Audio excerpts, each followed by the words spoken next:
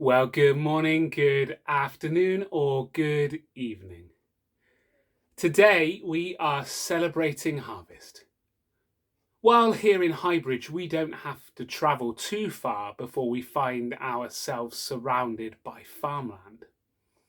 Many of us feel increasingly detached from the land which provides our food. With the global market enabling us to eat food in and out of season, it can be tempting to wonder whether celebrating harvest has any relevance to modern living.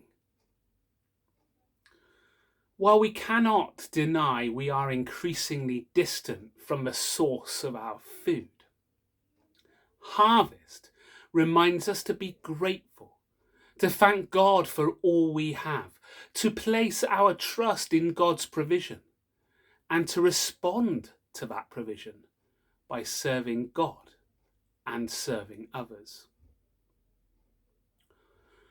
We are increasingly aware of the importance of caring for creation and the damage that we and previous generations have caused to the world. And at St. John's, we will mark Climate Sunday on Sunday, the 7th of November, which falls during the COP26 international meeting in Glasgow to discuss global action on climate change.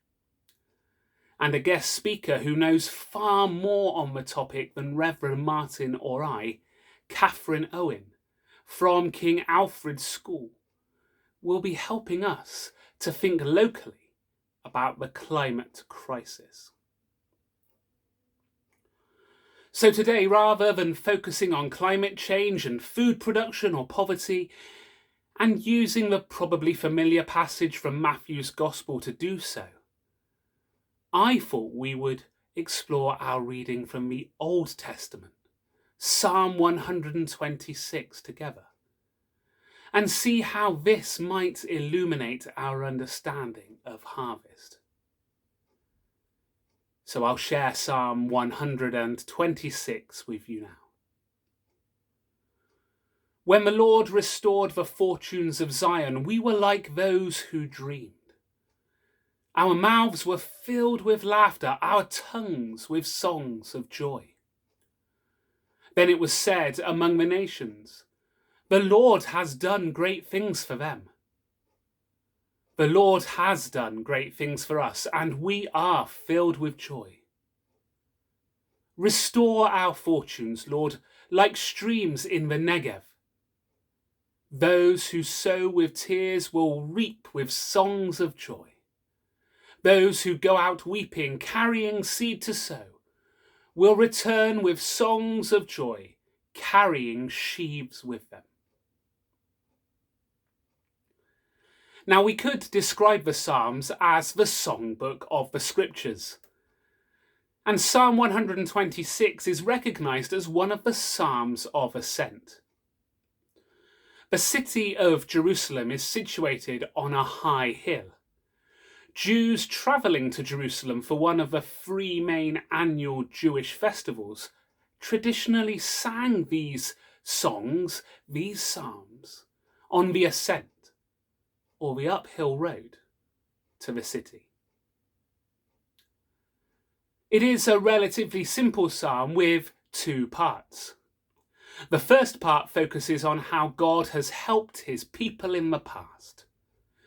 The second part encourages us to trust God to do so again. So the first part focuses on how God has helped his people in the past. The second part encourages us to trust God to do so again. We all go through hard times, and sometimes our sorrow feels overwhelming and endless. When we wake up each morning to tears and go to bed each evening with tears, it is difficult to see the way forward. We begin to lose hope. We begin to wonder, is this all that God has for me? Will I ever feel happy or laugh again? Psalm 126 speaks to the very heart of the experience of deep sorrow, but it carries with it a powerful message of hope. It tells us that times of trouble and sorrow do not last. It tells us that God will turn our sorrow to joy and our tears to laughter. It even tells us what we should do while we are waiting. The second part of the psalm encourages us to trust the future to God, to pray for God's full restoration and blessing, to know, based on his faithfulness throughout history, that God will turn our sorrow into joy, and then commit ourselves to the work of God once again and continuing to do good. The final verse offers us the picture of the sower going to work and returning holding the harvest in his hands. Psalm 126 reminds us that there is a time to sow and a time to reap, which is, of course, an image at the heart of the celebration of harvest. As a church, and indeed perhaps as a world, it feels like we are emerging from a period of great sorrow. We know that locally our donations to the food bank are as needed now as they have ever been. And we know that at St. John's and in Highbridge, we're not all here anymore. We feel acutely the absence of those people we have lost. At St. John's Highbridge, we've lost influential figures like Joyce, Gordon, Larry, and Barbara, who have joined the heavenly choir of worshippers in the last 2 years. And some of our regular congregation, Jeff, Olive, Tony and Joan, Audrey, Christine, and many others are no longer able to regularly join us on a Sunday to worship. We have experienced a time of great sorrow, and it has been hard. But harvest reminds us that through it all, God has been faithful and present with us. As we gently and slowly emerge from our shared and individual experience of the last few years, we are reminded that there remains work to be done as we rebuild. Work that will bear fruit in our lives and the lives of those around us in our community. And some words from Jesus shared earlier in Matthew's Gospel come to mind. The harvest is plentiful, but the workers are few. These words indeed seem very appropriate for the place in which we find ourselves. As we celebrate the Festival of Harvest together, we are looking back with gratitude and forward in trust. Back in gratitude and forward in trust.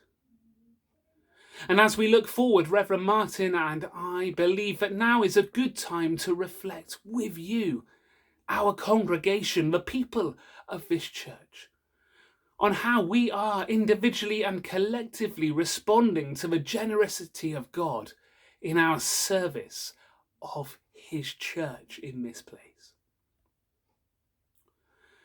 We know that, of course, we can serve beyond the walls of the church as an expression of our faith. But we also know that there are jobs that, as we gather again on site to worship, really need to happen.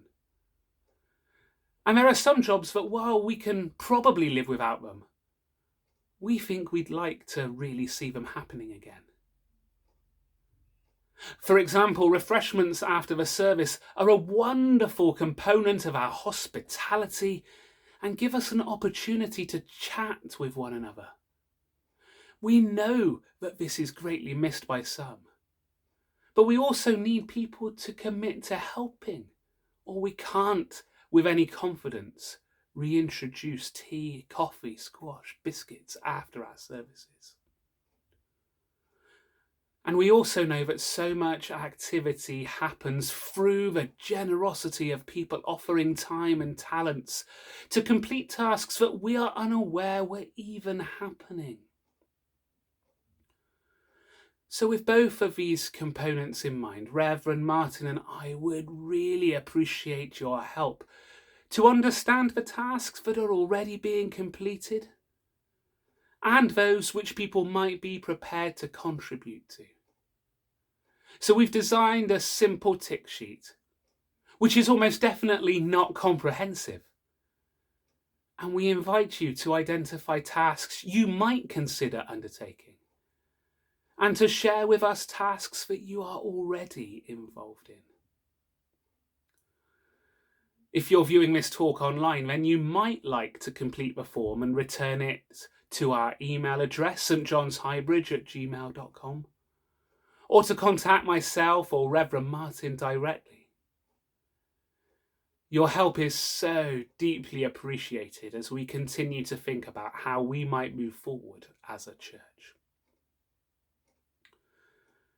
It has been a slightly different harvest message today, but I hope that as we have reflected together on Psalm 126 and recognise God's immense generosity towards us, that this harvest, not only can we give thanks for the outpouring of generosity to our local food bank, but also for the service of those who have gone before us and modelled God's faithfulness to us, and that we might be people who both know what amazing things God has completed in the past, and who are courageous enough to trust in God's provision for the future.